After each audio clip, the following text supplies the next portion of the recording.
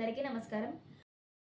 న్యాయ వృత్తిం మలినమసుభంగేऽప్యసుకరం త్వసంతో నాభ్యర్త్యాః సుహృదపి నయాచ్యః కృశధనః విపద్యుచ్చైర్ధైర్యం పదమసు విధేయం చ మహతాం సతాం కేనోదిష్టం విషమమసి ధారా వ్రతమిదం.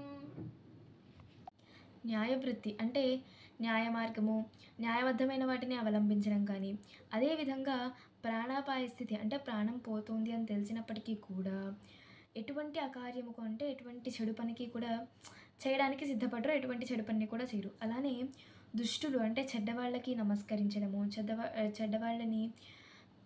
చెడ్డవాళ్ళకి ప్రార్థనలు చేయడము, ఇలాంటివేవి వాళ్ళు చెయ్యరనమాట.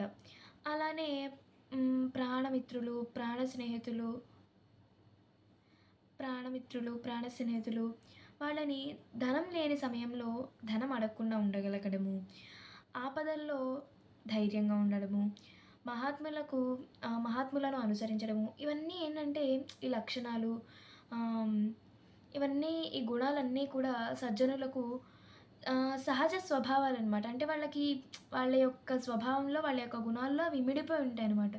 మళ్ళీ కొత్తగా ఎవరో వచ్చి ఉపదేశించి, ఎవరో వచ్చేదో చెప్పో, లేకపోతే వాళ్ళు ఎక్కడో వినో, అలా నేర్చుకుని ఉండే గుణాలు కాదు అన్నమాట ఇవి.